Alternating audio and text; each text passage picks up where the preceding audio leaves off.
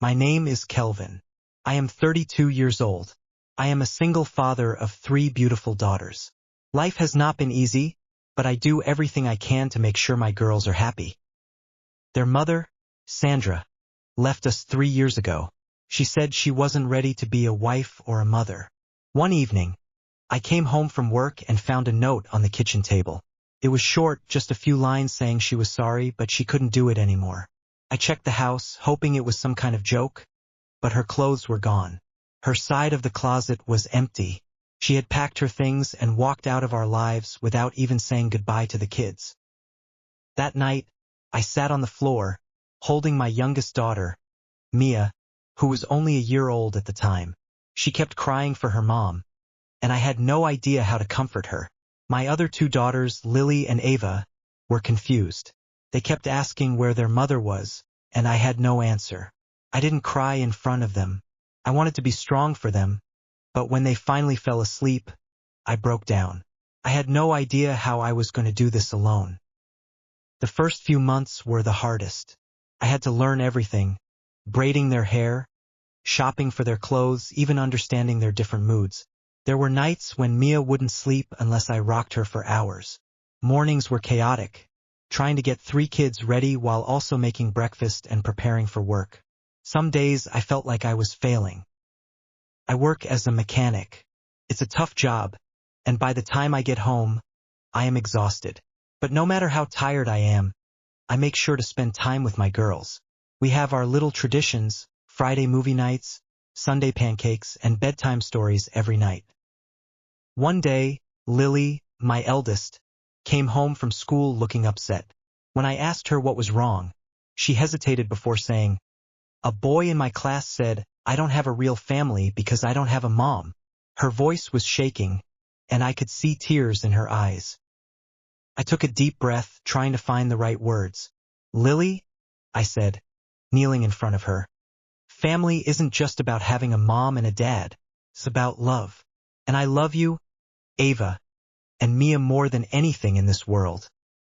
She hugged me tightly, and at that moment, I knew I was doing something right. But it wasn't just the kids who struggled.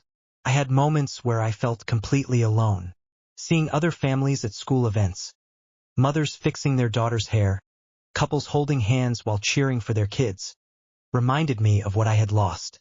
I wondered if I would ever find love again. Then came the financial struggles. Raising 3 kids on one income was not easy. There were times I had to choose between paying bills and buying something extra for the girls. I skipped meals to make sure they had enough. I learned to sew so I could fix their clothes instead of buying new ones. There were days I felt like I was drowning, but every time I saw their smiles, I knew I had to keep going. Ava once told me, "Daddy, I love you the most in the whole world." That sentence alone made all the sacrifices worth it. 3 years later, I still don't have all the answers. I still make mistakes, but my daughters are happy, and that's all that matters. Being a single father is the hardest thing I have ever done, but it is also the most beautiful. Would I love to find love again? Maybe, but for now, my heart belongs to my daughters. They are my world, and I will never let them feel abandoned the way their mother left us. 'Cause no matter what happens, I will always be here. As the years passed, I got better at balancing everything: work, parenting, and the endless responsibilities of running a household alone. But some challenges never really go away. Lily, now 10, had started asking more difficult questions. "Daddy, do you think Mom ever misses us?" she asked one evening while I was tucking her into bed. I paused, not wanting to lie but also not wanting to hurt her. "I don't know, sweetheart," I admitted, "but I know that no matter what, you have me, and I will never leave you." She nodded, her little fingers gripping my hand tightly. "I know, Daddy." Ava, who was 8, had taken on the role of the family's little caretaker. She always made sure Mia had her teddy bear before bed, and she'd remind me if I forgot to pack an extra snack in Lily's lunchbox. She was sensitive, always watching me carefully, as if she knew I carried a weight too heavy for one person. Mia, my youngest, had no memory of her mother. To her, I was everything. She followed me everywhere.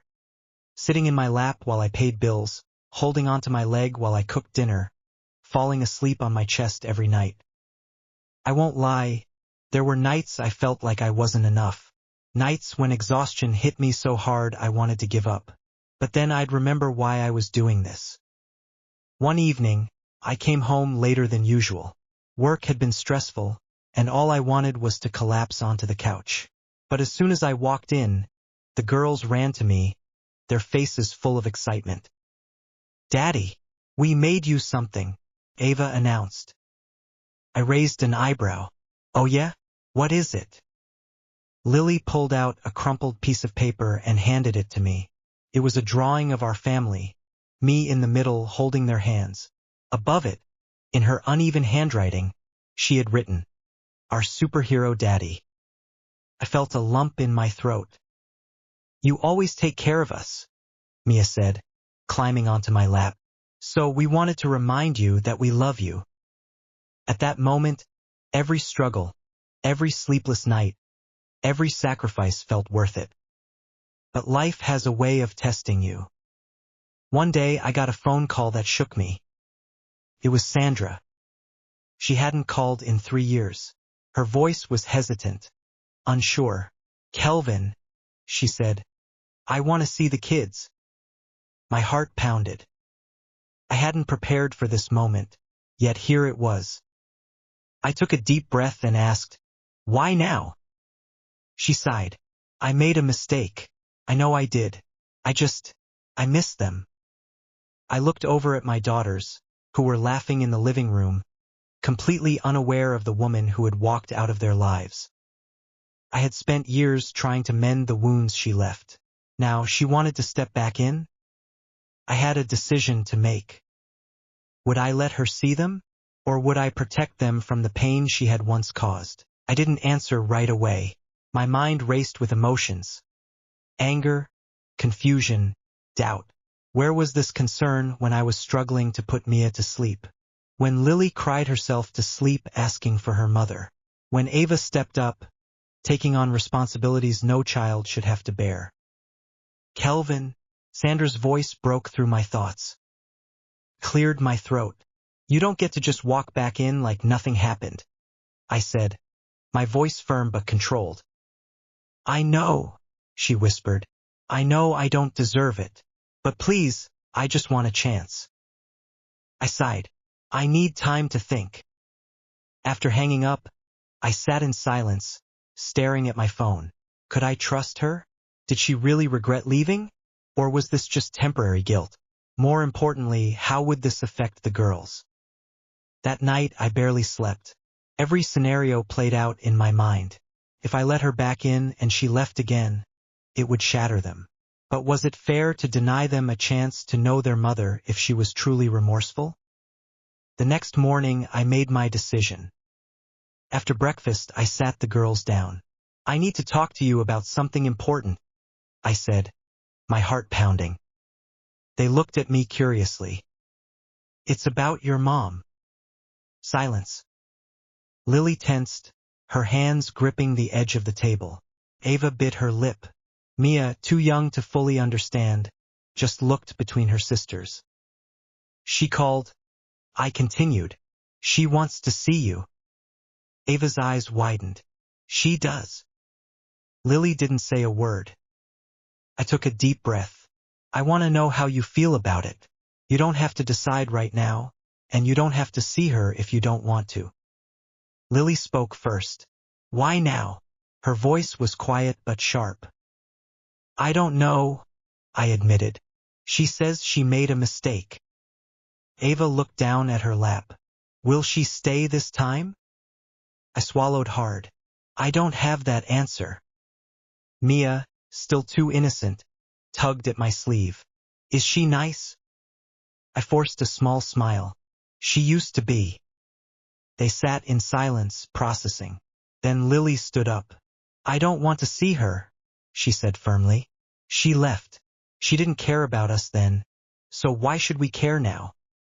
Her words hit me like a punch to the chest. Ava hesitated.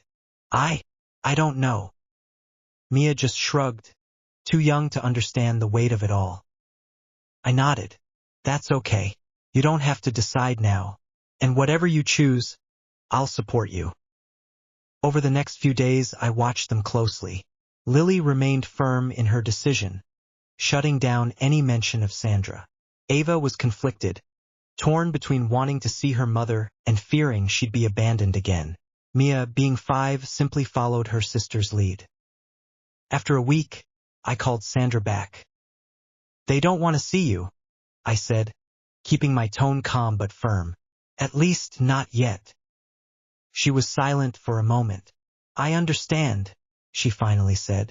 But, do you think they ever will? I hesitated. I don't know. That's up to them. She sniffled. Tell them I love them. I sighed.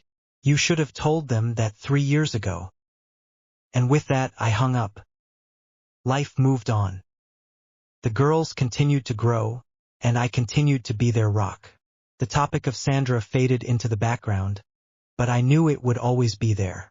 Maybe one day they'd want answers. Maybe one day she'd prove she had truly changed.